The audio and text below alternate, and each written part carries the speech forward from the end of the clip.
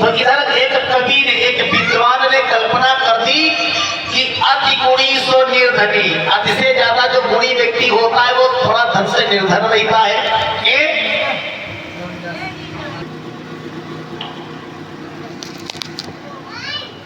समझाए के बोले कि राजन गौर करना, अति गुणी सो निर्धनी अति सुंदर सो बांझ। जो व्यक्ति अति से ज्यादा सुंदर होता है उसकी कोख सोनी हो जाती है, और आप लोगों ने ऐसा देखा भी होगा। बताया थोड़ा रूप में कुरूप है, तो बताओ रूप में थोड़ा नेता कम है, स्वरूप कम है, उनके अंदर कोई बांझपन की बीमारी नहीं आती है। तो ये किसी चीज कवि ने लिखा है, अच्छी बात बताइए कि अति गुणी सो निर्धनी और अति सुंदर सो बांझ। अब रानी सुंदर तो है, आचरण भी अच्छी है, और सुंदर स्वरूप का होना ये तो अच्छी बात है, लेकिन जिस औरत के अंदर बताया गया आचरण अच्छे होते हैं उसका मान सम्मान हर एक जगह पर होता है। जानते हो क्या सेवा थी? बताया अपनी ये पति के चरण में आज पैर अपने को हाजिर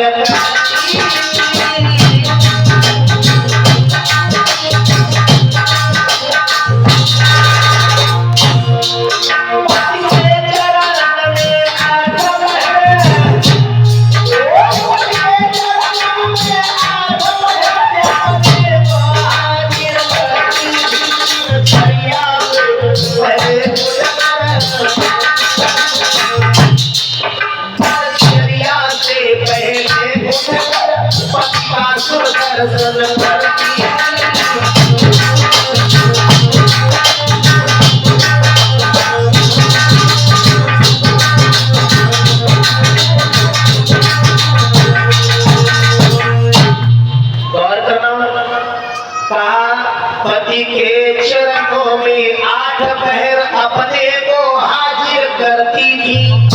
अपने पति के चरणों में सेवा में आठों पहर लगा देती थी, और 24 घंटे में सिर्फ 8 पहर होते हैं। गौर करना भैया, हाँ, कि पति के चरणों में 8 पहर अपने को हाजिर करती थी, और दिनचर्या से पहले उठकर पति का सुदर्शन करती थी। और ये श्री दिनेश भैया जी ने ये वस्त्रों से सम्मान किया है। साथ में श्रद्धा सुमन 101 रुपए का यहाँ पर दान किया है, और साथ में सम्मान किया है हमारे समस्त व्यास मंच पर विराजमान मित्रगणवा सहयोगी कार्यकर्ता पृथ्वी बाबा जी, साथ में दीपांशु यादव जी का भी सम्मान हुआ। साथ में पधारे भैया हमारे जैसे नागपुर जी जो कि गाना बजा रहे हैं नतीजा, इनका भी सम्मान किया है दिनेश भैया जी की तरफ से हुआ। बोले सच्चे दरबार की। और मैं आशीर्वाद की कामना करूंगा कि मालिक से जब ऐसे भंडार भरते रहे और अन्न धन की कभी कमी ना हो, समस्त मनोकामनाएं संपूर्ण हो, ये मैं कामना करूंगा मालिक से।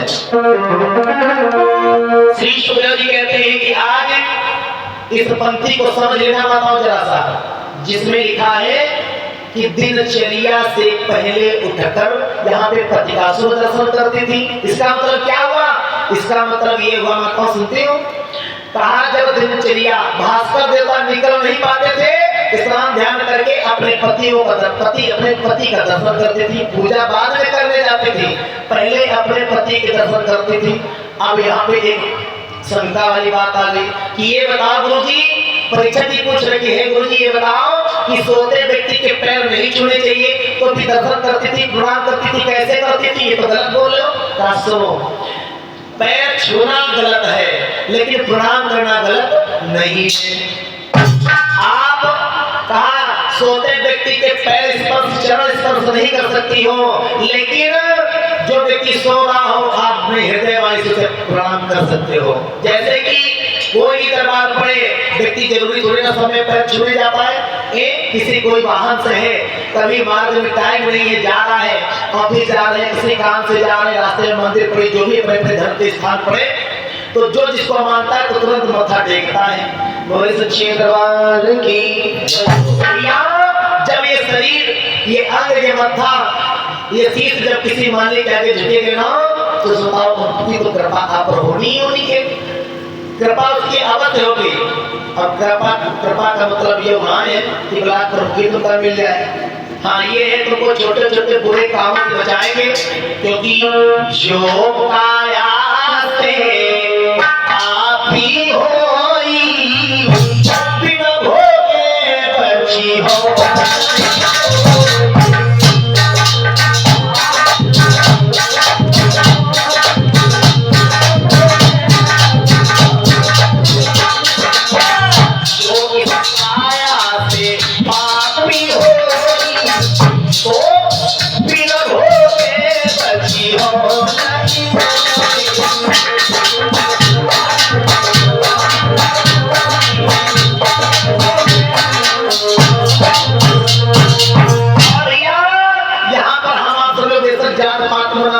लेकिन ना ही तो जलने जलने क्या किसी ने भेदभाव किया?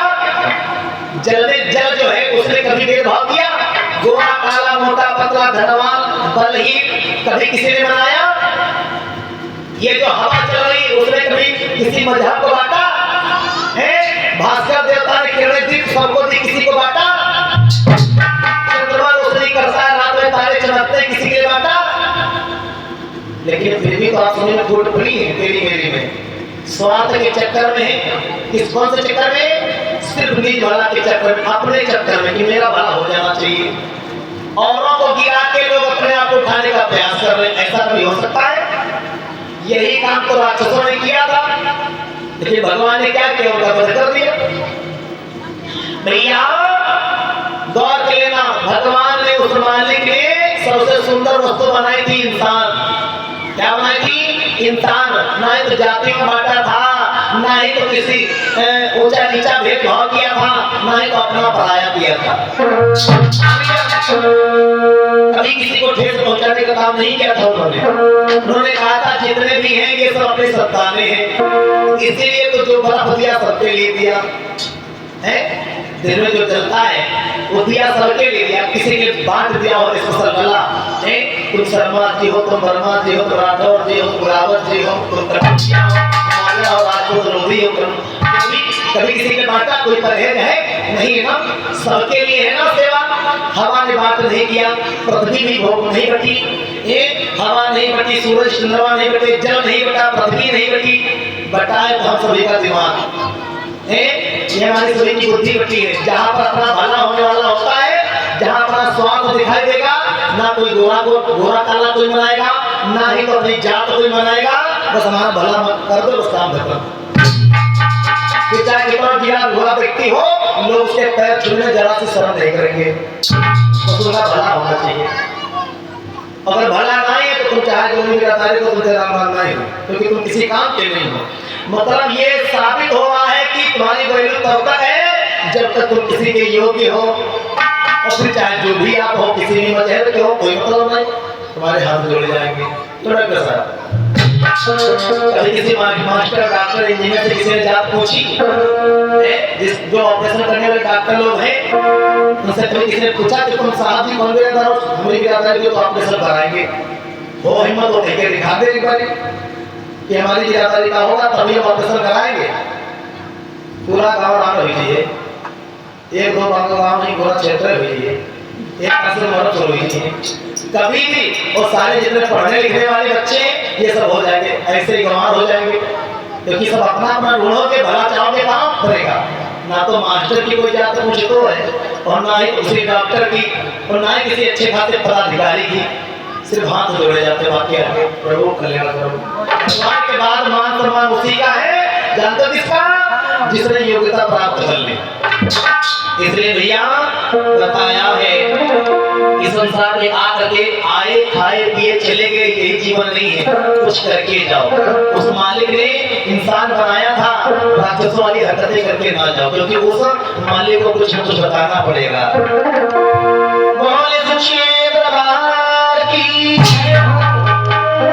क्योंकि बताया है कि जिसकी लागी रे लगन भगवान में, जिसकी लागी रे लगन भगवान में, उसका दिया भी जलेगा तू।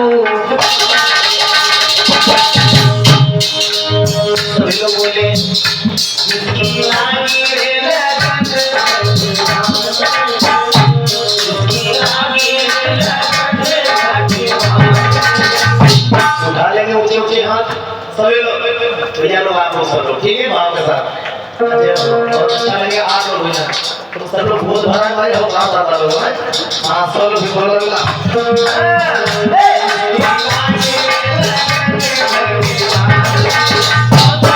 सबका मालिक है क्या हो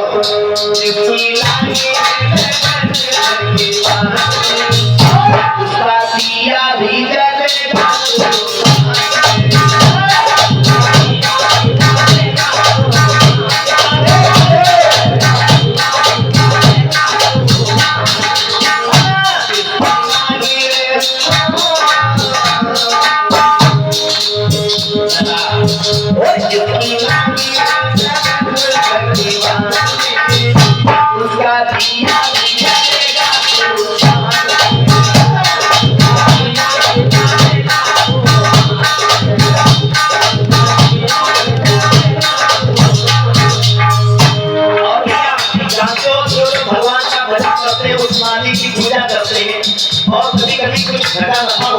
भगवान से मन हटा लेते हैं। अरे उस दरबार में शक्ति माई है, उस मंदिर में शक्ति माई है। सुनो भैया, जब अपना सार फेल हो रहा हो, शुद्धता ना आ रही हो, परिवार में दिक्कत आ रही हो, तो क्या करना चाहिए? प्रभु के हवाले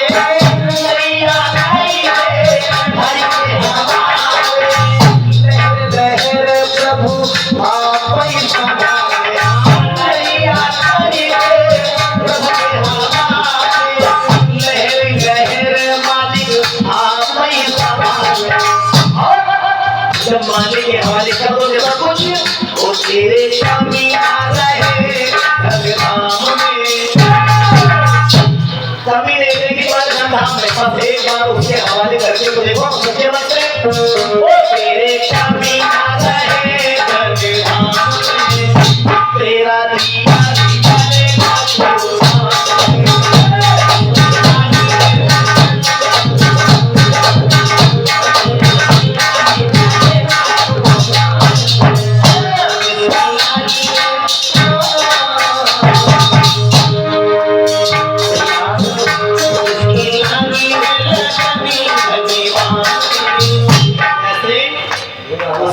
दिया भी जलेगा तो दरबार की जय जय श्री राधे। और प्रिय सज्जनों, जो मैया पवन रेखा थी, इनके घर से कोई गली लगाना है जन्मों की बात की चिंता थी। और एक बात सुन लेना प्रभु गुरुदेव बताएं, परीक्षा जी एक बात सुन लेना, कहा कि इस संसार में संपन्न सुखी कोई नहीं है।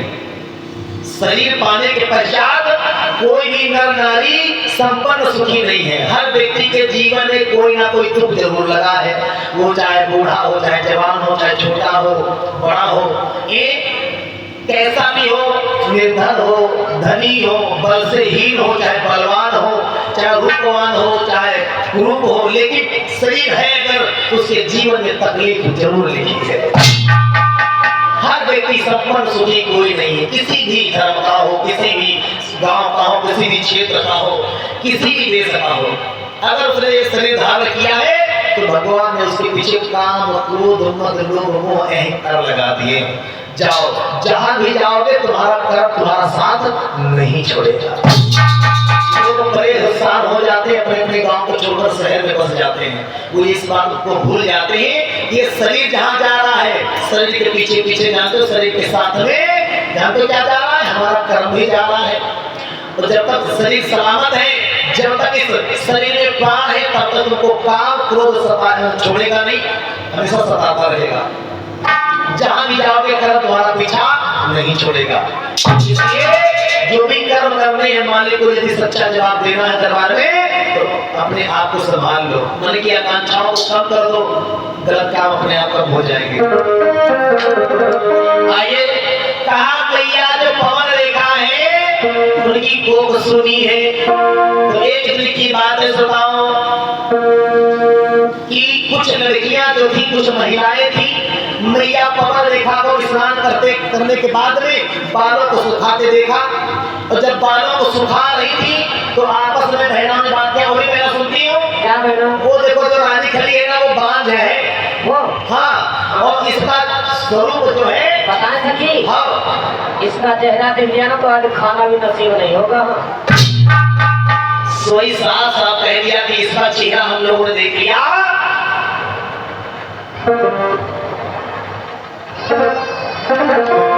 हाँ, इसका चेहरा हम लोगों ने देख लिया है, अब भोजन तक नसीब नहीं होगा। और जैसे तुमने कहा है तो एक उसमें चुगल खोर बहन थी, सो जा करके आज पवन रेखा के आगे खड़ी हो गई। कहा मालिक सुनती हो ये महारानी? अहो सखी।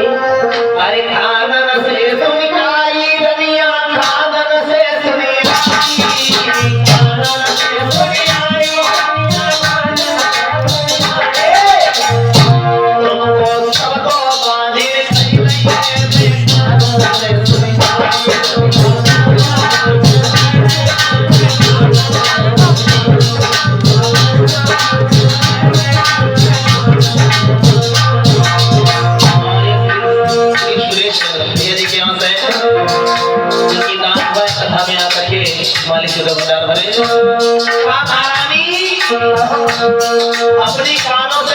अपने कानों से सुन करके आई हूँ कि लोग उसे बात कह रहे हैं। खाना से सुनी आई, खाना से सुनी आई।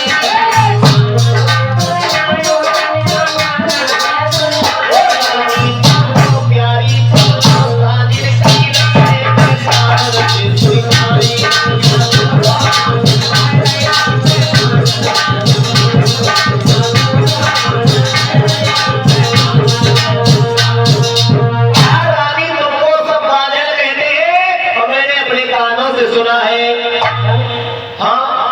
जैसे इतना कहा श्रोताओं, रानी को बहुत दुख हो गया। दुख होना स्वाभाविक है। जिसके घर से बेटी बेटा ना भय हो, अगर उसे कह दिया जाए कि तुम बांझ हो, तुम्हारा चेहरा हमने देख लिया, खाना नहीं मिलेगा, सबको दुख हो जाएगा। हाँ, सबको दुख होगा। आज रानी ने देखा कि मुझे लोग गलत दृष्टि से देखते हैं, तो रानी ने दुखी होकर के कहा ऐसा कर बिटिया, महारानी जो मेरे कंठ है उसे लिवा करके ले करके आ जाओ। रानी क्या बोल रहे हो? रानी ने कहा हाँ, हम चाहते हैं कि हमारे पति को जल्दी से ले आओ, इस दरबार में घर दो। इनका शरीर खाने के लिए दौड़ रहा है। और श्रोताओं गौर कर लेना, जीवन में व्यक्ति के जब कभी भी दुख आता है ना, तो सभी लोगों को अपनों की यादें आती हैं। किसकी यादें आती हैं? अपनों की फिक्र हो जाती है कि काश कोई मेरा अपना होता जो मुझे थामता इस जगह पर। श्रोताओं, शरीर पे या मन पे कोई बोझ होता है, जब कोई अपना मिल जाता है उसे बताकर, उससे जो है शामिल होकर के उसे मन की बात कहकर ही हमारा जो शरीर है, जो हमारा मनोबल है, वो स्थायी होता है। तो तब तक व्यक्ति उलझता रहता है, तब तक जब तक अपनी बात किसी से कह नहीं पाता है। सोएगा ऐसा करो, हमारे पति को बुला लाओ। सोई रानी की ने आदेश दिया, आज वो बिटिया चली है। बताया कि नारी मेरी बिटिया जल्दी चली जा राजा के पास कि नारी मेरी बिटिया जल्दी राजा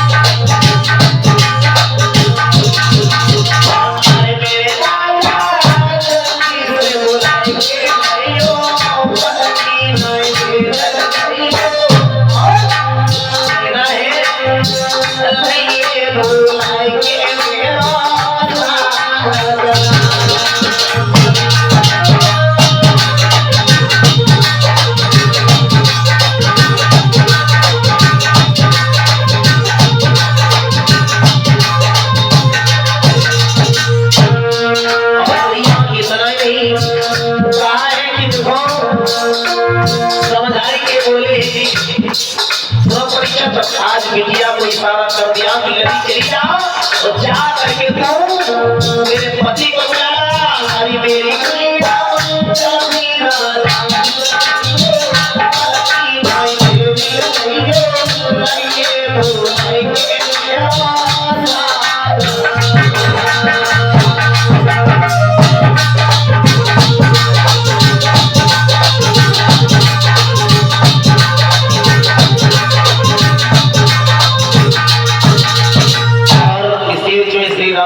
जी के बहन जी के द्वारा ये भगवान के पावन दरबार में उपस्थित हमारे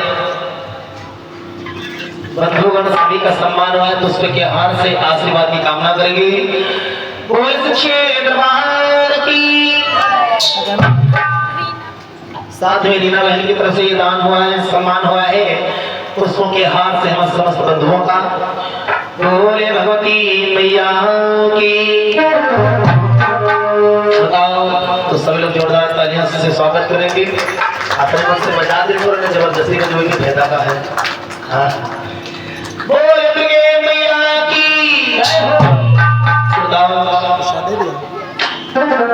आज बिटिया जो थी चली है जा करके राजा के पास पहुंची, हाथों को जोड़ा। हमारा सुनते हो उनको महाराज ने महारानी ने बुलाओ है। क्या? हाँ महारानी ने मुझे याद किया। तुम्हें बुलाओ है। क्या बात है? सोई आज महाराज जो उग्रसेन थे पति देव सुन करके भारी ठाड़े है उधर पहुंच गए। वहां के लिए अपनी पत्नी के पास।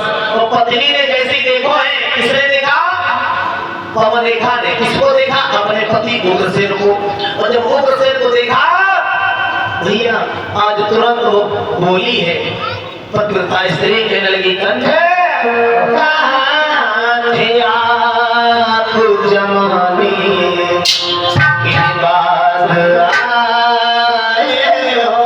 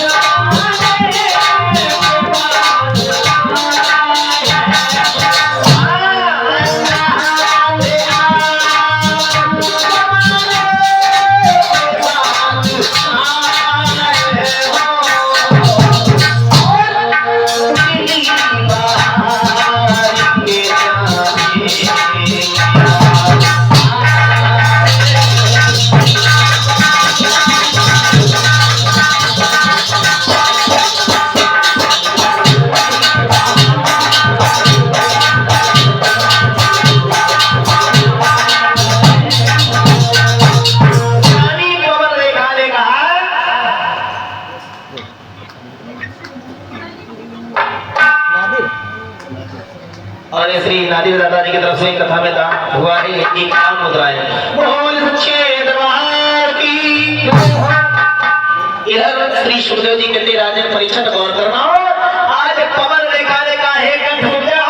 कहो महारानी क्या ऐसी है कहो कि महाराज जो तुम अपना अपना करते हुए समाज के लोगों को अपना मानते हो ना, यही तो हमें गालियां देते हैं। महारानी ऐसी कौन सी बात हो गई है? बात ये है क्या बात है? देखो इतने दिन नाई संतान भई, जो हमारे घर से एक भी बेटी बेटा नाई भय है। इतने दिन नाई संतान भई, और ये दुनिया सब हंसी उड़ाती है। महाराज तुम निर्बल कहलाते हो, और ये रानी बाज कहाती है। मतलब ये है संसार का ये नियम है, जानते हो क्या? कहा महाराज जिनको तुम अपना कह रहे हो यही हमें और आपको गालियां दे रही है। जिन्हें तुम अपनी प्रजा मानते हो यही हमें गालियां दे रही है। क्या कहती है? प्रजा? हाँ ये तुम्हारी प्रजा जो है। प्रजा ऐसी बात है। कहा महारानी क्या कहती है? तो आप कहते हैं कि राजा निर्बल है और रानी बांझ है। जब इतना कहा तो उग्रसेन ने समझाओ है कि रानी किसी के कहने पर मत आओ, संतान देना ना देना सब उस मालिक के हाथों में है। अगर इंसान के बस में, इंसान के हाथों में कुछ भी होता तो आज के समय में किसी बहन की गोद सोनी ना रहती। इंसान के हाथ में मौत और जिंदगी होती तो आज के समय में जानते हो भैया कोई भी माँ विधवा ना होती। ऐसे से धन वाले लोग, सेठ लोग पड़े हैं कि मौत को खरीद लिया होता, कितना उनके पास पैसा है, लेकिन नहीं, उस मालिक ने यहाँ से निर्बल कर दिया है। और श्री अरविंद डॉक्टर भैया जी की तरफ से ग्राम सभा हसनापुर मलिहाबाद से जो पधारे, इन्होंने सागर 51 मुद्दाएं व निष्ठान प्रसाद भेंट किया है। कथा में आकर मान लीजिए भंडार भरे। परीक्षा की बात समझ में आ गई। कहने लगे कि देखो संतान देना ना देना, दे करके छीन लेना, ये सब उस मालिक के हाथ में, इंसान के हाथ में कुछ भी नहीं। अगर इंसान के हाथ में होता तो जानते हो सबसे पहले तो जितने अपने रिश्तेदार होता पहले लड़का बच्चा देती। हाँ, जितने हमारे कुटुंब परिवार वाले इनके सोचे हुई जाए हैं, बाकी सब परे रह गए। जैसे प्रधान जी के मुंह लगा कुछ तो पहले कॉलोनी आ जाती है। और यह बात कहना है गलत, क्योंकि सब लोग अपने ऊपर ले लेते हैं। मेरा काम किसी व्यक्तिगत बात को बढ़ावा देना नहीं है, समझ लेना भैया। क्या जैसे कुछ कथावाचक होते हैं तो ये चाटुकारिता करते हैं कि नेताओं की दलाली करते हैं कि 21 इक्यावन खाते हैं कि इनके नाम की छाप लगा तो हमका 100 रुपए मिले हैं। ये सब नहीं चलता। मैं जो भी बात करूंगा सार्वजनिक कहूंगा, ठीक है। और पक्ष विपक्ष या किसी माता बहन का या किसी भैया का अहित या उसके मन पर ठेस लगने वाली बात, ये बिल्कुल मेरा काम नहीं है और ना ही अपने पर लेना, क्योंकि जो कथा होती है वो सार्वजनिक होती है, व्यक्तिगत नहीं होती। हाँ, कि कोई बात कह दी गई तो तुम सोचो हमारी ये है, तुम्हारी ये कैसे खाली धरती पर तुम है। हाँ, ये तुम्हारा नाम लेके कही जाए, तुम उस घटना से वाकिफ हो रहे हो, तुम ही नहीं, एक नहीं हजारों प्राणी है एक ही उम्र के। और ये माता जी नाम भैया बताओ माता हैं जी, राकेश। अच्छा ठीक है।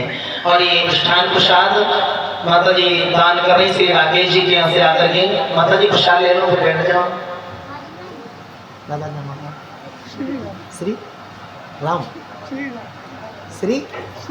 श्रीलाल, ठीक है। प्रसाद ले लो, प्रसाद लो अंदर से। दादाजी पधारे श्री लाल जी की तरफ से 51 मुद्राएं कथा में आई हैं। बोले सच्चे दरबार की। इसलिए कोई भी यहाँ पे बात होती है अर्थात हम आपके बीच भेंट करते हैं तो इस सार्वजनिक होती है, ना कि व्यक्तिगत, ठीक है। इसे निज स्वार्थ में निज भार पे मत लिया करो, ठीक है। हाँ, और बताया कि देखो आज कह दिया कि बहन मेरी एक सहेली आई थी, उसने बताया है कि हमें 5 लोग कह रहे हैं। लोगों का एक फितरत है औरों की निंदा करना। हाँ, राम रतन, श्री राम रतन जी ने ये 51 बताया कथा में दान की, ये प्रभु कल्याण करें। तो महारानी इस बात को तुम भूल जाओ कि लोग निंदा कर रहे हैं। हाँ, कैसे? एक बात बता दें, इस समाज में जो व्यक्ति बराबरी नहीं कर पाता है ना कारोबार में, व्यापार में, व्यवहार में, तो लोग उसकी निंदा करना शुरू कर देते हैं। लोग उसे तुच्छ बातों पे, कटी हुई बातों को अर्थात शब्द बोल करके औरों की निंदा करके अपनी बात पेश करते हैं, सक्षम करते हैं कि मैं सही हूँ, सामने वाला गलत है, क्योंकि उसकी बराबरी लोग नहीं कर पाते हैं। मेरे भैया आज का रानी तो चिंता मत करो, तुम्हारा चिंता करना या ना करना बात छोड़ो। ऐसा करो, मुझे जल्दी से बनने भेजे तो घूमने के लिए। अच्छा, सोई का ठीक है, जाओ। तो क्या हुआ, रानी ने रथ सजवाओ है और रथ को सजवा करके रानी पहुंच गई है एक सुंदर से वन के बीच, जहां पर एक राक्षस रहा करता था जिसका नाम था दुर्मलिक। और दुर्मलिक नाम का जो राक्षस रहता था उस सुंदर सी फुलवारी में पवन रेखा पहुंची अपने पति की आज्ञा पाकर। हाँ, तो क्या देखा,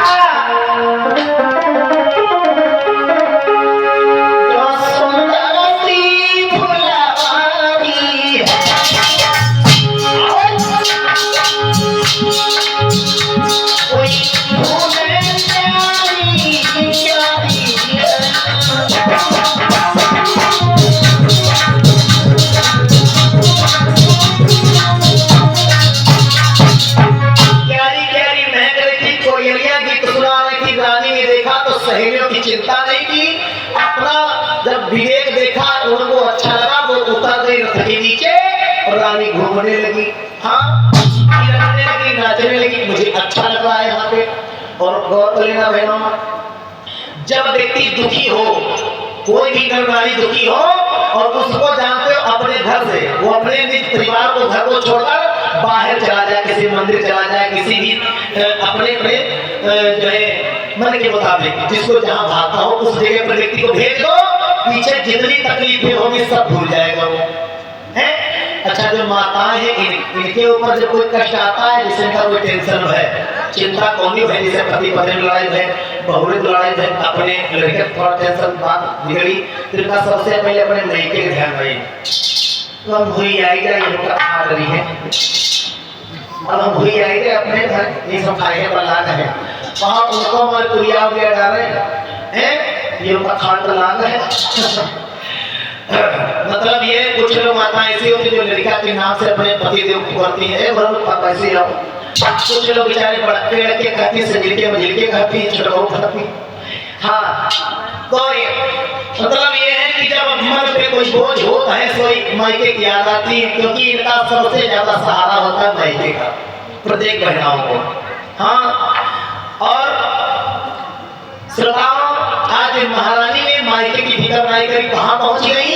फुलवारी के पीछे सुंदर सी दरिया में पहुंची तो कहा देखो है कि भवन किलोले कर रहे हैं, सुंदर सुंदर फूल है, मनमोहक बगीचा था राजा भगवत का। उसमें बड़ा ही बड़े समय से एक व्यक्ति गुजारा कर रहा था, जिसका नाम था राक्षस दुर्बली। दुर्बली ने देखा कि नदी है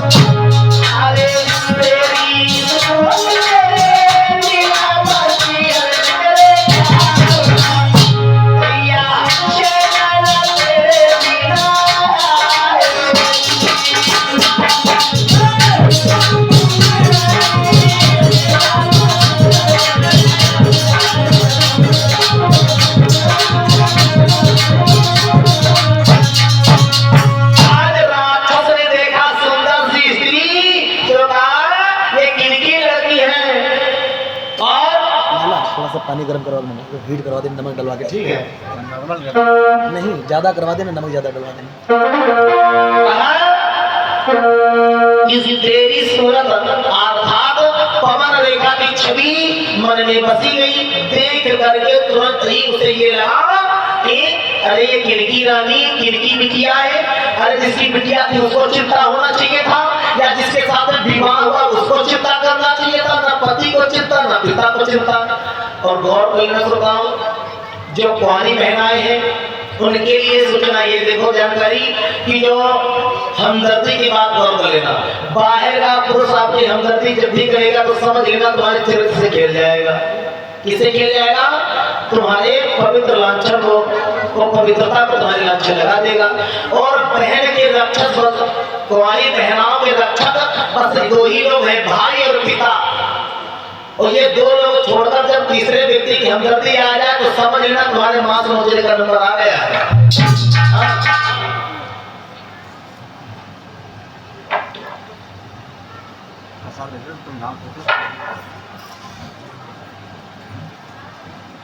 नाम बताओ।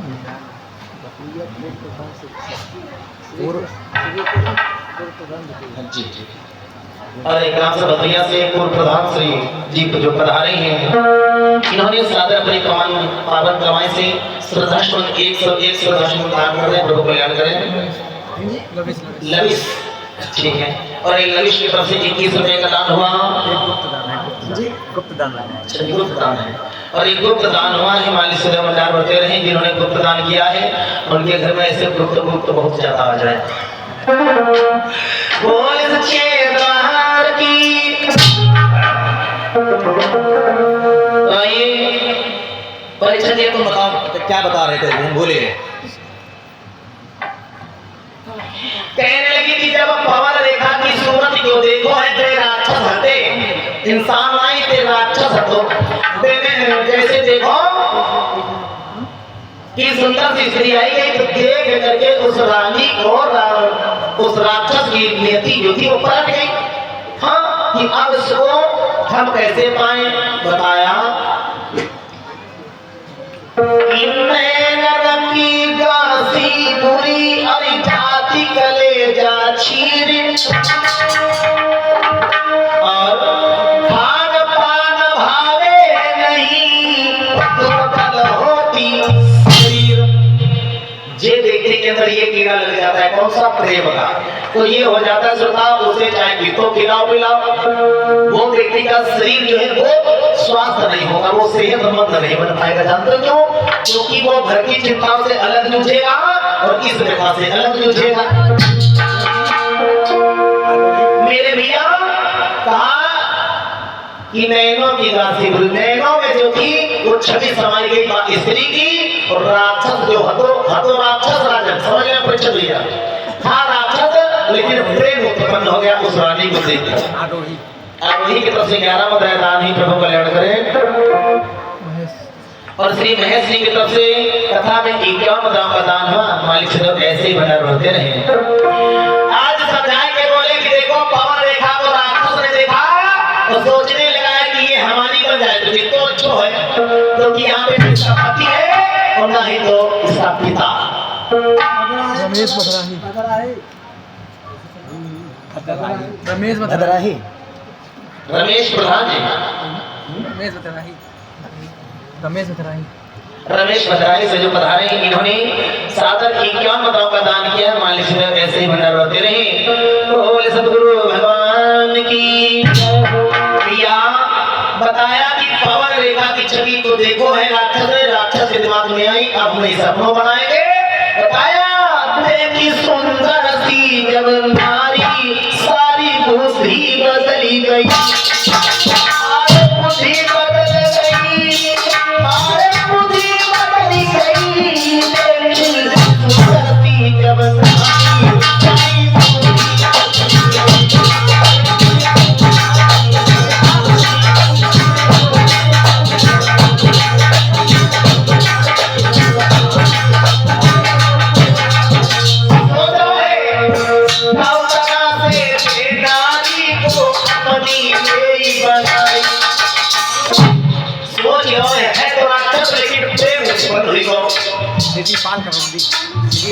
और ये पधारे भैया श्रीपाल जी ग्राम करौली से, इन्होंने अपनी पावन कमाई से 101 मुद्राओं का दान किया है। मालिक सदैव इनके कारोबार और व्यापार में सम्मान में इन्हें बढ़ा करके आगे बढ़ाएं और समाज में और गांव में आगे चल करके नाम अजर अमर रहे। मैं कामना करूंगा मालिक से। बोले तुझी दरबार की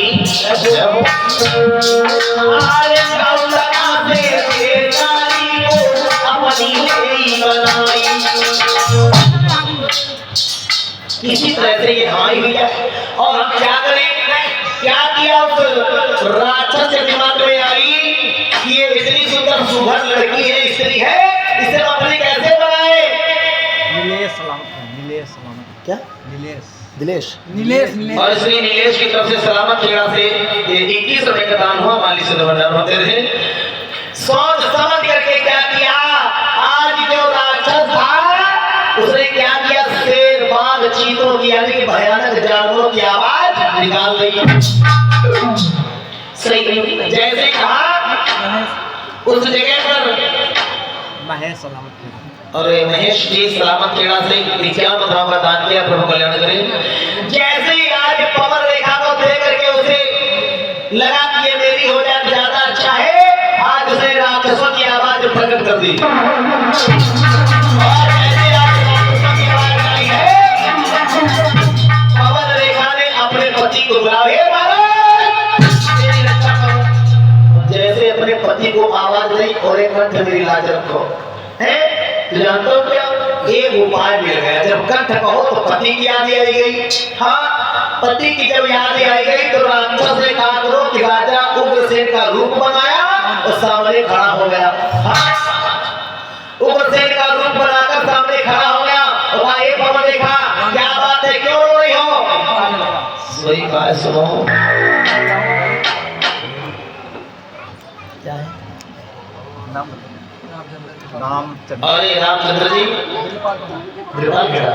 द्रिपाल खेड़ा से जो पधारे हैं, इन्होंने सादर 51 मुद्राएं भेंट की है अपनी पावन कमाई से। कथा में मालिक से इनके भाग्य में ऐसे खजाना बढ़ाते चले जाए, मैं यही कामना करूंगा। जैसे ही आज पवन रेखा ने पति को आवाज लगाई है, राक्षस को मौका मिल गया और उपाय याद आ गया, इससे हम पति बन जाएंगे, तब इसके साथ हम छल कर पाएंगे, तभी हमारी कर पाएगी। गौतम भैया जिस रामन खेड़ा से सागर 51 बताया नाम हो रहा है, इनके घर से प्रभु कल्याण करें। तुरंत ही पवन रेखा का पति बनकर, यानी कि राजा घर में, इधर दूसरा राजा राक्षस बन गया। जाकर के बोला है कि गोरी रानी क्या बात है, क्यों रो रही हो? बोला ओ प्रिय रधन सुनियो, रुधन मत कर, आज रहे तेरा रखवाला, मेरे सामने कोई तुम्हें देखे, ऐसा है कौन हिम्मत वाला? रानी अरे रमेश जी भद्राई से सादर 21 रुपए का दान हो रहा है, इनकी तरफ हम लोग द्वारा मालिक से भंडार भरे। भैया आज पवन रेखा के सामने उसका नकली पति बनकर के खड़ा भी हो, और रानी आज तुम बहुत सुंदर लग रही हो। पवन रेखा ने कहा एक मत, मेरी बात सुनो। समझाए के बोली पवन रेखा ने जवाब दिया कि इससे पहले तुमने कभी बड़ाई नहीं करी घर में, आज इस जंगल में मुलाकात हो रही तो तुम कह रहे हो तुम अच्छी हो, सुंदर हो? बोले हाँ, आज इस फूलों के सामने खड़ी हो तो तुम ज्यादा सुंदर लग रही हो, फूल फीके लग रहे हैं। जानते हो क्या मतलब है? कि जो झूठा जिसका प्रेम होगा वो तुम्हारी बड़ाई ज्यादा करेगा। मतलब समझाए कि श्री सुखदेव जी ने कहा, छलिया छलकती बेमोडोला,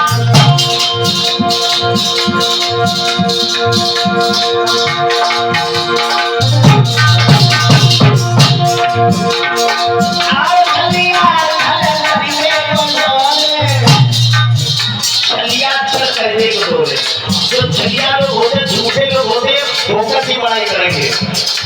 मीठी मीठी बतिया बोले,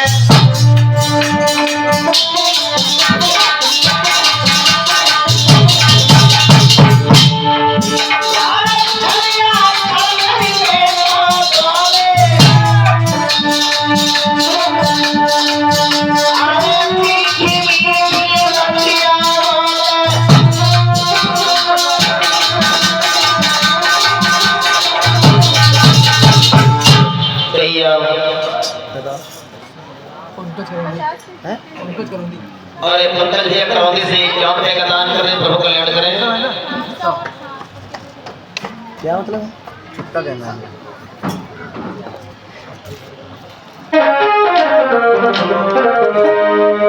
श्री सुखदेव जी ने जवाब दिया कि हे राजन परीक्षित, सुनो, आज पवन रेखा के सामने उसका नकली पति बनकर के खड़ा हुआ है राक्षस, और कहने लगा रानी हम चाहते हैं कि तुम जो है इस जगह पर हमारे साथ भोग विलास करो। रानी ने कहा कि महाराज ये तो गलत है, ये तो गलत है, क्योंकि दिन में भोग विलास करना पशुओं का काम है, इस मानव के लिए सबसे सुंदर बेला है रात की। नहीं सो आओ, आज उसके प्रेम में छल था, बताया अरे पाप हो जिस प्यार में, उस प्यार की ऐसी प्रिया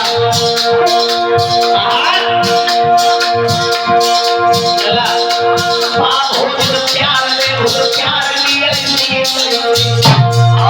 प्यार लगा पास हो प्यार की ऐसी।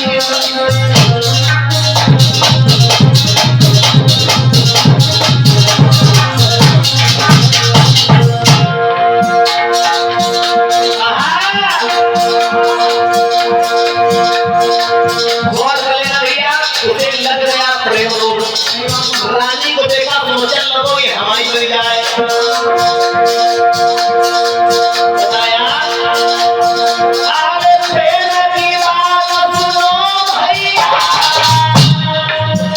ये प्रेम बुरी बीमारी है, सब रोगन की दवा मिले,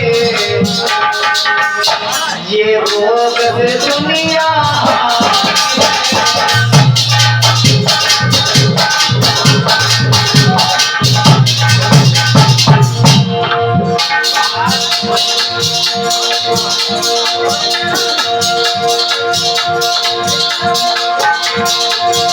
और ये दान हुआ है कोमल बिटिया जी युगराम सुहाग मलिहाबाद से हैं, हसनापुर से, और ध्यान प्रसाद साथ में ये भैया नित्या है युगराम सुहाग धर्म नगरी से पढ़ाई उनकी माता की तरफ से ये फल प्रसाद भद्र दक्षिणा 21 रुपए का दान हुआ। मालिक को घटना करें आंसुआ की कामना लला सर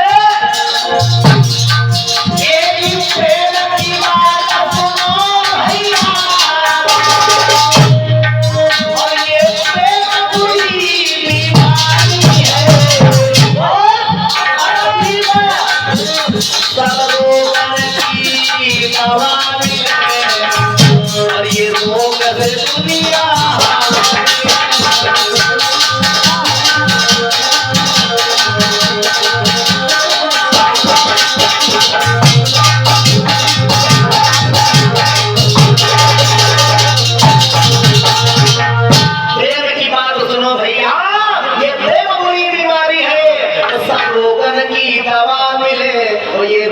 दुनिया दुनिया भारी है।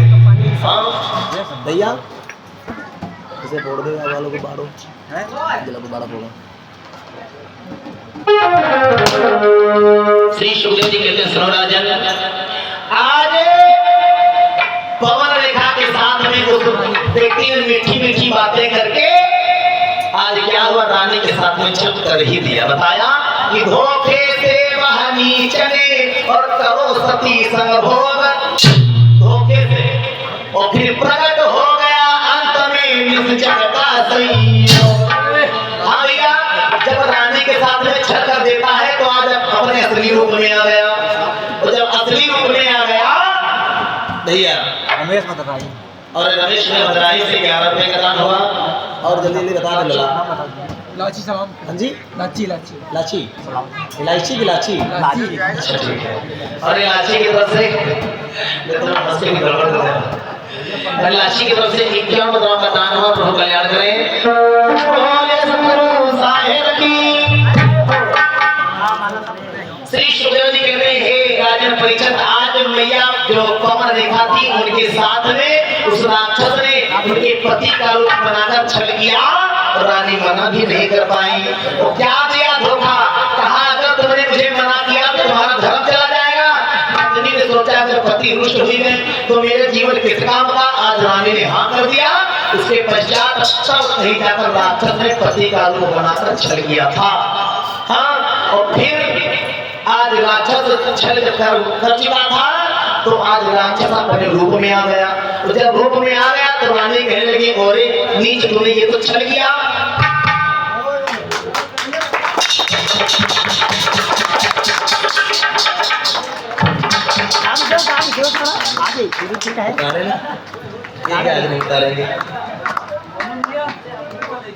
गुरु जी हाँ अरे ठीक है भगवान की बोले माता पिता गुरुदेव भगवान की। ये सुंदर सी पगड़ी से सम्मान किया है इन्होंने, और साथ में पुष्पों के हार से।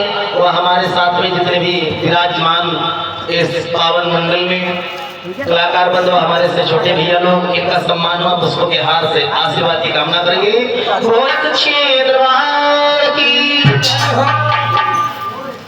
लक्ष्मी के जी लक्ष्मी और ये लक्ष्मी की तरफ से अच्छा लक्ष्मी है। ट्रॉफी प्रसाद साथ में 21 रुपए विजय लक्ष्मी के यहाँ से आई है। ये भगवान जी के पावन जन्मोत्सव में है। और भैया नाम संजय इसको डपाव है, नहीं तो सब कुछ पड़ जाएगा। और अरे भैया अजय जी जो कि ग्राम सभा धर्मनगरी से आए हैं, जिन्होंने भगवान के पावन इस कथा में पधार करके, पावन प्रांगण में पधार करके इन्होंने 21 रुपए का दान साथ ही पुष्पों के हाथ से सम्मान किया है। आशीर्वाद की कामना करेंगे। बोले भागवत महापुराण की।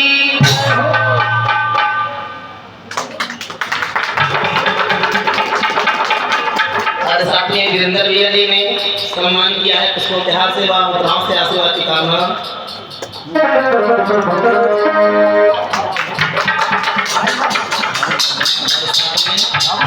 लाला पत्र जी ने सम्मान किया है 101 रुपए से और पुष्पों के हार से।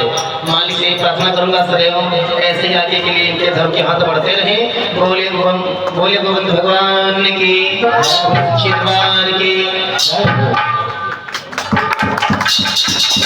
हमारे डॉक्टर साहब जी जिन्होंने पुष्पों के हार से साथ में मुद्राओं से सम्मान किया है, जो कि ग्राम सभा हसनापुर मलिहाबाद से आए हैं। तो सुनाओ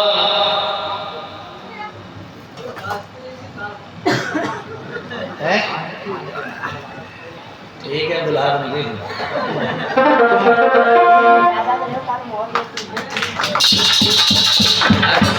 और भैया पधारे हैं श्री बाबू भैया जी नर्सरी वालों के द्वारा। और अभी भैया बाबू जी ने हमारी एक कथा करवाई थी, इन्हीं की घर पे कथा हो रही थी ग्राम सभा धर्मनगरी में। बोले सच्चे दरबार की। आज जिद्दियां में स्वामी सदर जी ने श्रोताओं, ये कमेटी वालों के द्वारा सुंदर से पुष्पों के हाथ से और पगड़ी से सम्मान किया हुआ, मुद्राओं से सम्मान किया है समस्त भैया लोगों ने। मैं कामना करूंगा कि ऐसे ही जैसे इन्होंने हमारा सम्मान किया है, दिन पर दिन इनका भी ऐसे ही सम्मान आगे बढ़ो और दिन पर दिन का खजाना ऐसे ही बढ़ता चला जाए। बोले भागवत पुराण की। अब आइए, स्वागत सम्मान हुआ है तो बड़ी प्रेम के साथ में इनके सबके लिए एक भजन भेंट है, सुनेंगे।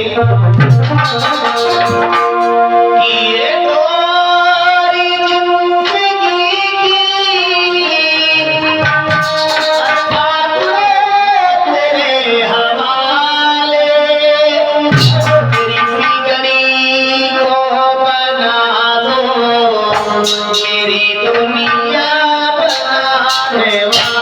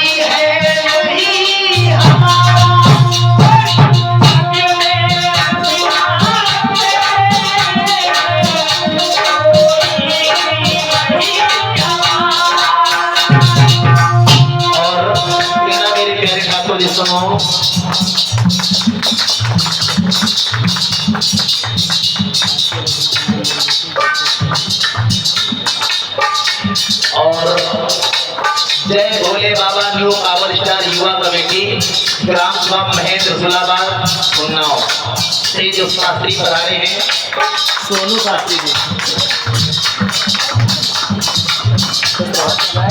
और जिसमें आए हैं हमारे समस्त कमेटी वाले भैया लोग जो कथे को कथा गाते हैं।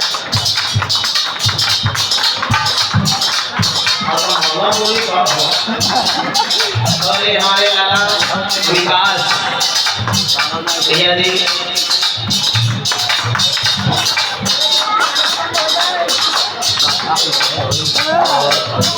भैया सारे हैं अल्लाह है?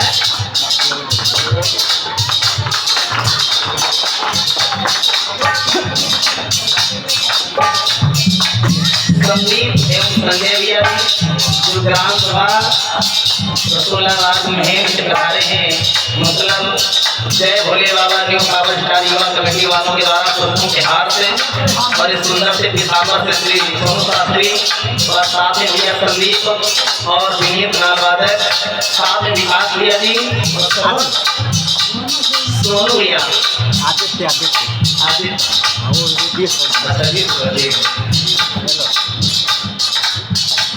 बाबू भैया और ये बाबू भैया नर्सरी वालों के द्वारा ये क्या मुद्राएं साथ में मिष्ठान प्रसाद भेंट हुआ है। करूँ वहाँ लग रही है ये बोल रहा हूँ जब कई रात को करा और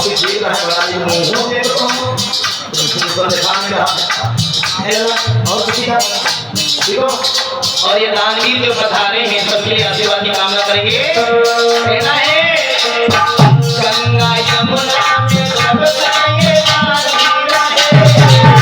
गंगा यमुना में सब जाए कहना है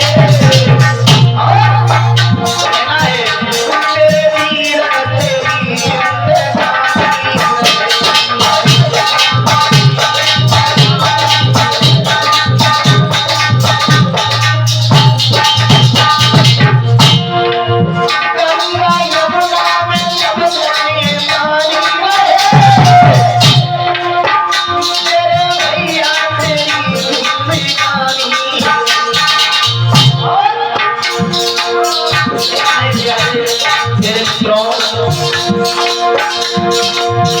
आया है तुम घर में रहो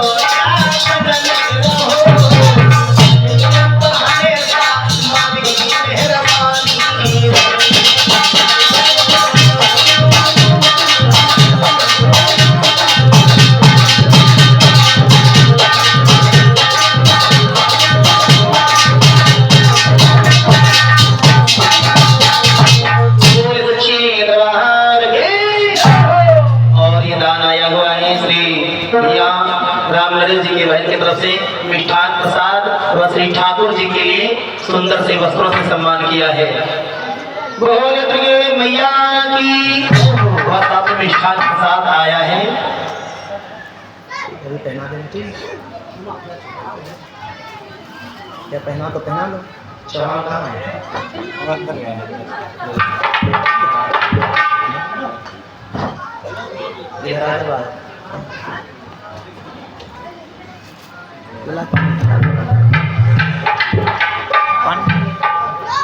और लक्ष्मी रीना और रीना बहन की तरफ से फल मिष्ठान प्रसाद भेंट हुआ है, दान हुआ है, मालिक से भंडार भरे जाती है थोड़े निकाल दे तो ज़्यादा अच्छा रहेगा। है निकाल दीजिए निकाल दो उसके पैसे एक रुक जाओ निकाल लेंगे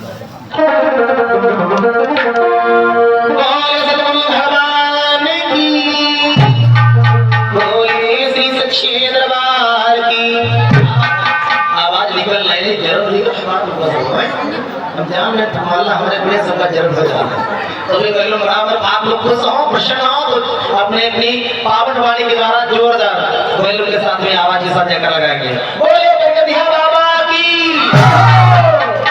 सबका हरदी अलग से देगा है। आइए इधर पावन प्रसंग पे नजर डालेंगे।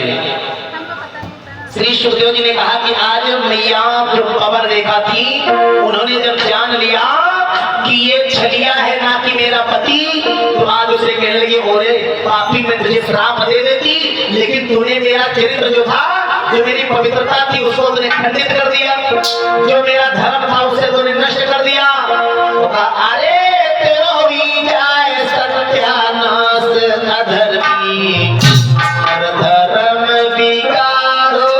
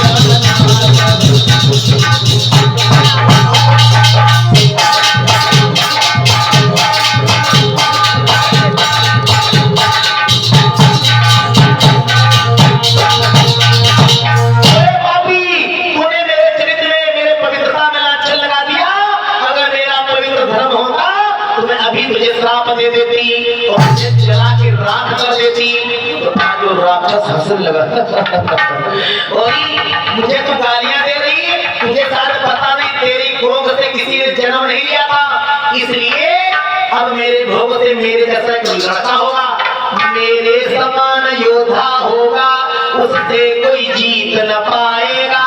राजा नर की बात है क्या, उससे इंद्र हार के जाएगा।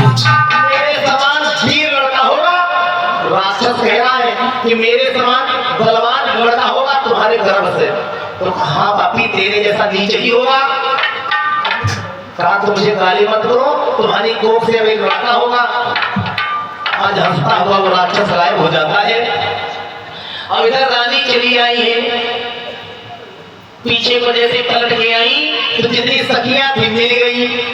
और कहा और तुम कहाँ निकल गई? तो रानी से पूछी, अरे रानी तुम कहाँ छिप गई थी, तुम कहाँ रह गई?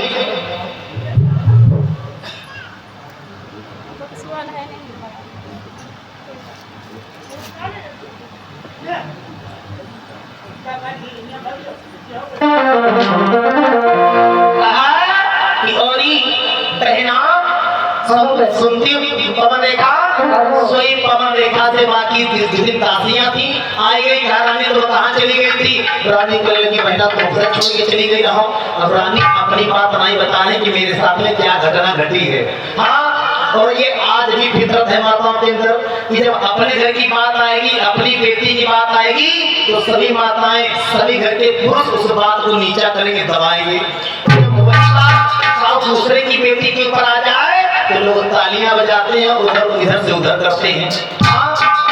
मतलब औरों की निंदा और अपने की बढ़ाई। अब क्या किया यूं सुनाओ कि मैया पवन रेखा से कहा, और कैसे गिरी गई दुनिया। एक बात बताओ, क्या जी कैसे गिरी गई दुनिया, बताओ रानी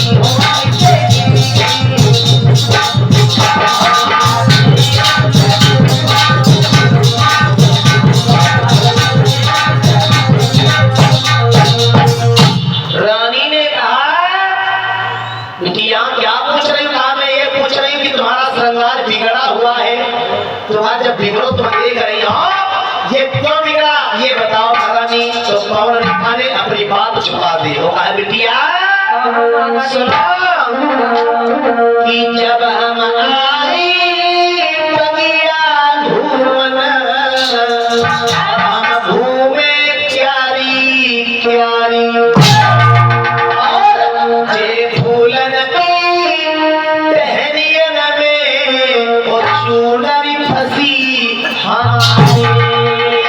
वही फट गई चूना।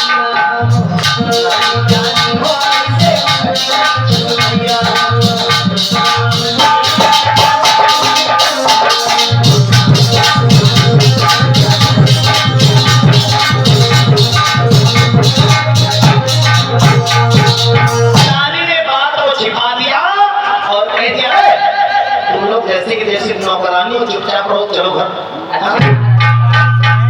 और श्री महेश जी की तरफ से 21 रुपए का दान कथा में हुआ।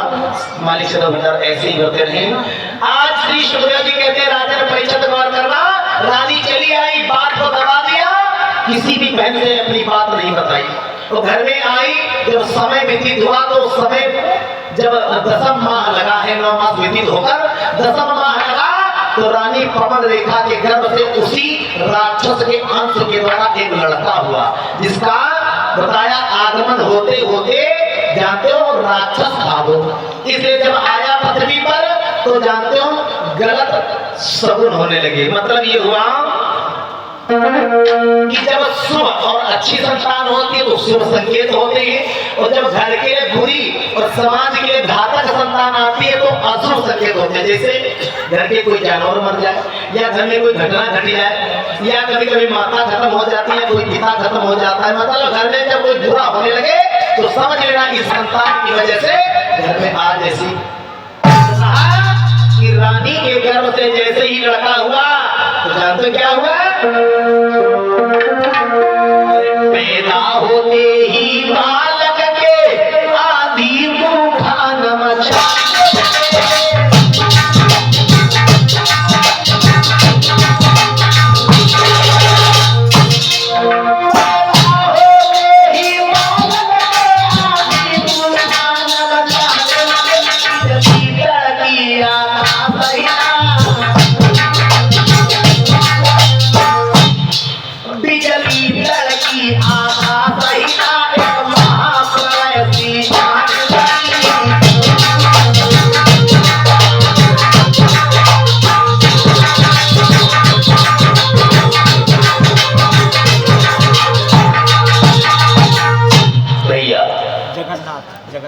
श्री जगन्नाथ जी की तरफ से 11 मुद्राएं कथा में आई हैं। मालिक सदा भंडार भरे कहा जब लेते ही बालक के आंधी तूफान मचाने लगे, मता पूरे पूरे असफल होने लगे। अब भैया पवन रेखा को तो पता था कि ये शैतान का लड़का है, राक्षस की संतान है। क्या किया मेरे भैया? आज भैया पवन रेखा ने उस लड़के को पकड़ा और पृथ्वी से पटक दिया। समझ लेना एक घड़ी का लड़का हुआ था, मैया पवन रेखा ने अपने बेटा को पटक दिया धरती पर। तो परीक्षित जी ने नमस्कार किया खुशबू और एक खुशबू विजय की तरफ से सादर 101 मुद्राएं दान होने कथा में मालिक से भंडार वर्तनी बिटिया को बुद्धि प्रदान करें। भैया गौर कर लेना कि आज पवन रेखा ने जाना था कि ये उस राक्षस की संतान है, जिंदा रहेगी तो सबको मार डालेगी, इसलिए आज ये छोटा है अभी इसको मार दे। मैया ने पटक दिया धरती पर, लेकिन जानते क्या होता सता? होता ये कि आज लड़का हंसने लगा, खड़ा हो गया। अब मैया तुम हमें मारना चाहती हो,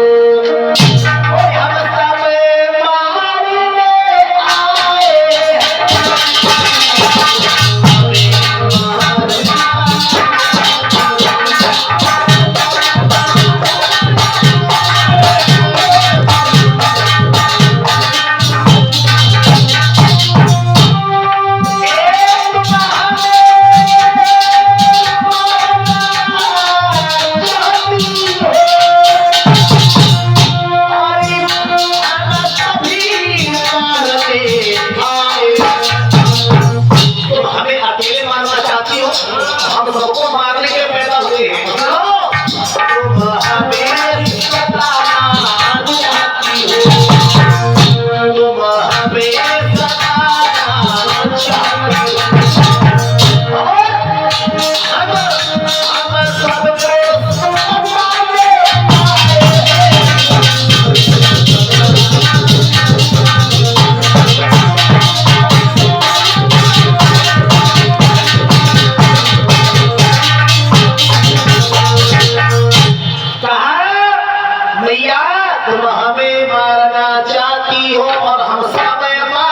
आए,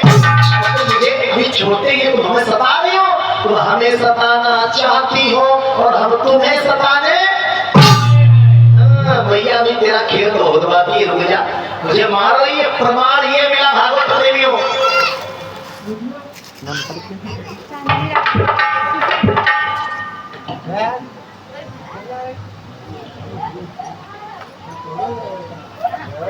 इसको ढक दो, इसमें कीड़े पड़ जाएंगे पंचामृत में। और ये चांदनी राठौर बिटिया की तरफ से जो कि सुशील राठौर जी के यहाँ से पधारे बहन, इन्होंने दान किया है ये प्रसाद का, साथ में इंद्र दक्षिणा दान हुई, आशीर्वाद की कामना करके और अपना प्रसाद भेंट हुआ।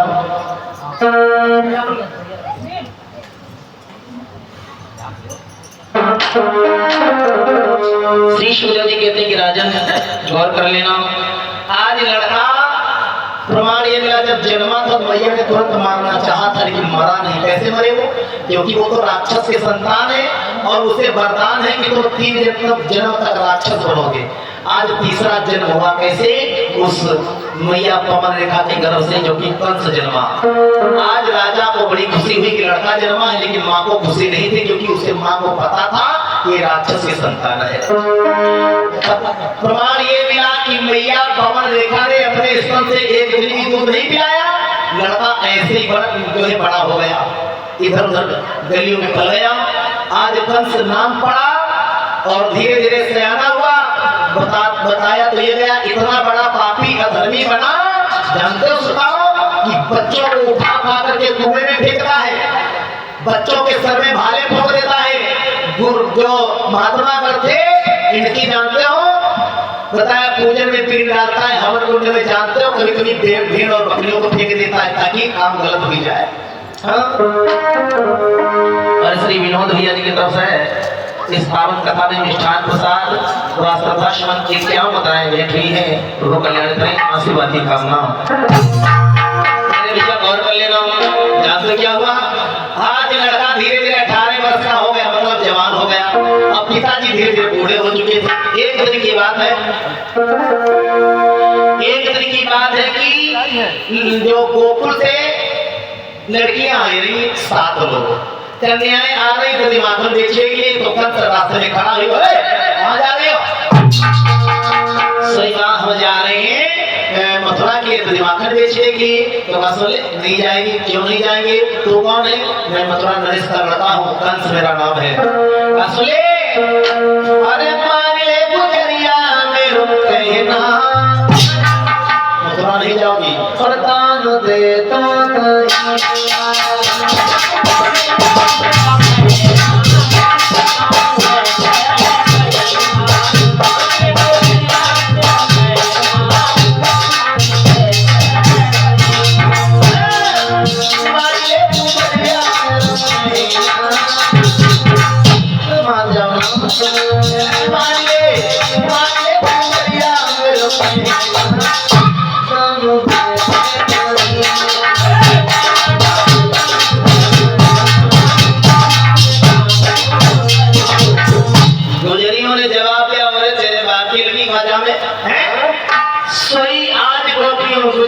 गोपियां और ग्वालिनियां, यादों में आज तो बहुत सारे वंश हो गए हैं भैया, गौर कर लेना। बताया कि यादों में आज के समय में अनेकों वंश हैं, लेकिन पहले सिर्फ 3 वंश होते थे। कौन? गुर्जर वंश, ग्वाल वंश और गोप वंश।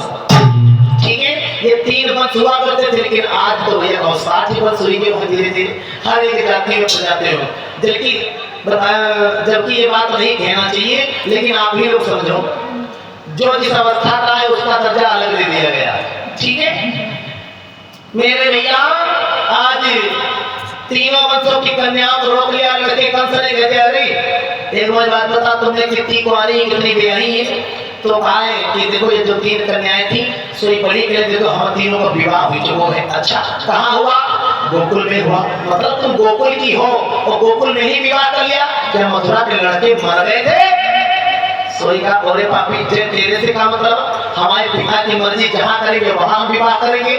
सोई का बेटियों ने अरे घर जा रास्ते से मुझे मथुरा जाने दे। सोई का लड़कियों अरे लगो ये कौन बोल रहे, ऐसा करो जो ब्याही है ना, इनको पेड़ से बांध के हंटर की मार लगाओ। यदि कुंवारी ये माखन नहीं दे रही, इन्हें पेट के बल नीचे चलाओ, ना चले तो हंटर की मार लगाओ। तुरंत याद जा तो क्या किया? अरे पानी पेड़ से बांध दिया लगो, हंटर से मार लगाई।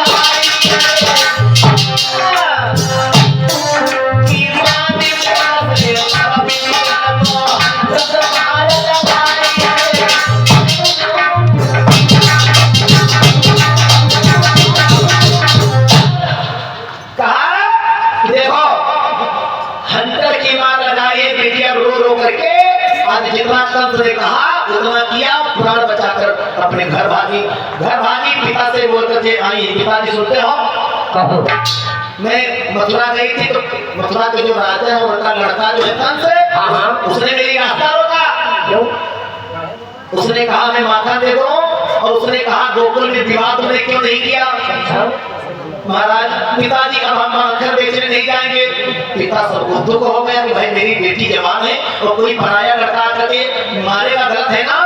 सब के सब बूढ़े व्यक्ति पहुंचे हैं। कहा? मथुरा नरेश गोग्रसेन के पास। राजन कहो मेरी बात सुनो, ये बताओ जो रक्षक है वही भक्षक बनेगा तो गुजारा कैसे होगा? जब गांव का जो राजा है ना, जब उसी के अंदर के आचरण गंदे होंगे तो कल्याण कैसे होगा? हम लोग कहाँ रहेंगे? ये क्या कह रहे हो? मतलब तुम्हारा लड़का जो है वो हमारी बेटियों की रास्ता पर रोकता है, उन्हें मार देता है। हाँ, ऐसी बात है। सोई आज उग्रसेन ने अपने लड़के को बुलाओ है और एक कंस इधर आओ, सोई आओ है कंस। क्या बात है पिताजी? है तुमने हमें क्यों बुलाया? अरे बेटा, ये सबको देख रहे हो ना? हाँ। ये सब लहरा लेकर के आए। सोई कहा है उन्हें लड़के कंस। बड़ी लज्जा की बात है, जब तक मेरा शासन रहा और अभी तक कभी मेरे घर में लहना लड़के का नहीं आया। तेरे सयाने होते होते देख घर में मजदूर आ गए। मुझे बिल्कुल अच्छा ना लगा कि लोग मेरा अपमान करें तेरी वजह से। सोई कंस बोल उठा कि पिताजी तुम्हारी बुद्धि खराब हो गई। अरे हम जवान हो चुके हैं, हमारे अंदर ज्ञान आ चुका है, राजा कौन बनना चाहिए, कैसे बनना चाहिए, राज्य कैसे चलाना चाहिए, तुम क्या जानो? तुम्हारी अकल गई रे पिताजी। अकल गई रे बहुराई।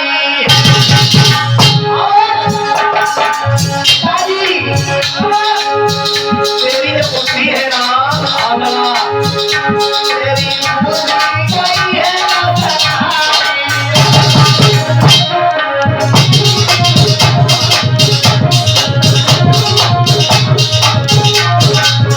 बहुत सुंदर कमलेश भैया। इधर कहाँ है महाराज? श्री शुक्र जी ने जवाब दिया कि लला परीक्षा में गौर कर लेना। आज जो कंस हतो सो माने के पिताजी तो और राज चलाने के लायक नहीं, क्योंकि तुम्हारी बुद्धि जो बूढ़ी हो चुकी शरीर के साथ में इंद्रियां काम कम कर देती, मतलब बुढ़ापा आ जाता है ना, तो सोचने की और विचार करने की क्षमता कम हो जाती है। संजय रसूलाबाद। संजय भैया, अच्छा संजय। और ये संजय भैया जी महे दीवानों के तरफ से रसूलाबाद। अरे रसूलाबाद से भैया जी संजय जिन्होंने सादर 51 बताया भेंट किया है। प्रभु कल्याण करें। भैया का नाम बताओ। करण की मम्मी। करण की माता जी। और ये करण की माता जी की तरफ से ये पुष्पों के हार आए हैं और 51 रुपए का दान आया है, साथ में अन्न का दान और प्रसाद मिष्ठान दान हुआ है। हम तस्वीर ले का। अच्छा ठीक है।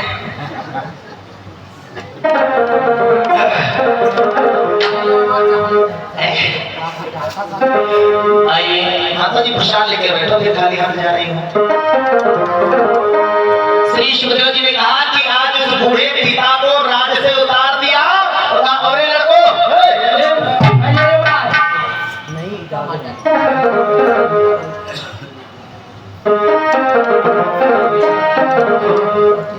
जैसे रुको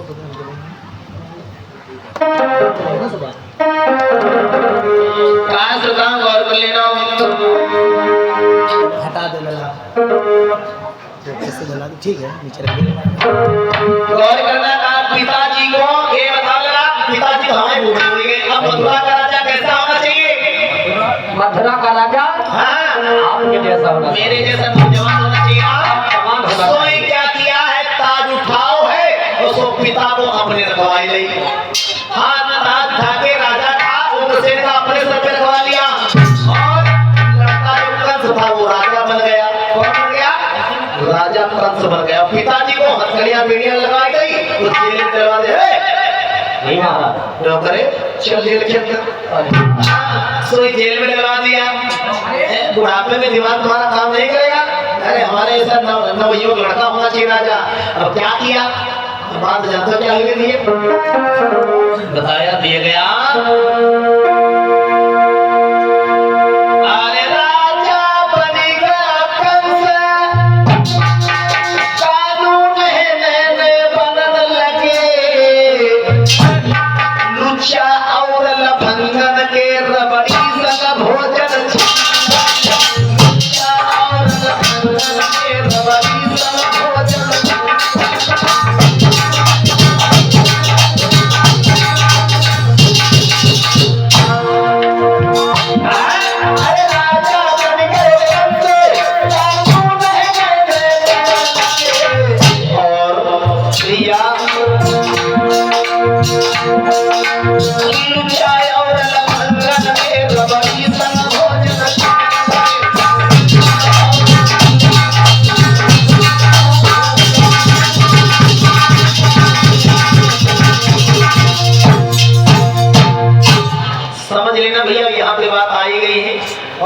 प्रेजेंट टाइम में जो लोग ऐसा कर रहे हो तो तुम अपने के ऊपर ना समझ लेना, क्योंकि बात व्यक्तिगत बहुत लोग ले रहे हैं अपने लिए।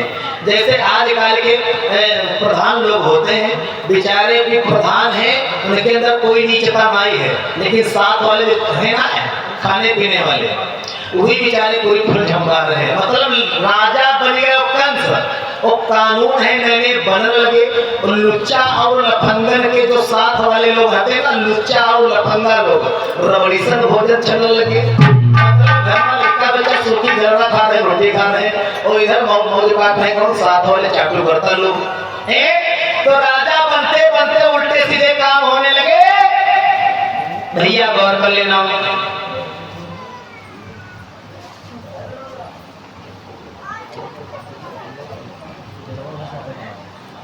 नहीं प्रसाद आओ। रिंकू रिंकू ठीक है। और ये रिंकू जी के घर से प्रसाद, पंचामृत प्रसाद और पंजीरी का प्रसाद भेंट हुआ है। भगवान सदैव भंडार होते रहे। बोले सच्चे दरबार की जय हो। ठीक है, तो प्रसाद ले जाओ, ले लो सब लोग, ले लेना लाला। लाला थोड़ा सा लैया का प्रसाद कर दे काफी में। हाँ ऐसे कहीं वहाँ पूरा पूरा पूरा पूरा कर दो। अच्छा 7 लोग ले लेंगे। बोले भगवान पुराण की, बोले माता पिता गुरु भगवान की। देखिए सुबह हम चलते जा रहे हैं। सताओ इधर गौर करना प्रिय सज्जनों,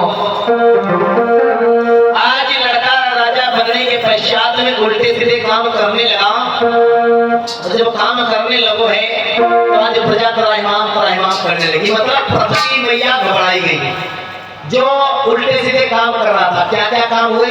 जो मंदिर साला थी ना, कौन जिनमें भगवान की पूजा होती थी, उनमें गौमें कटवाने लगा।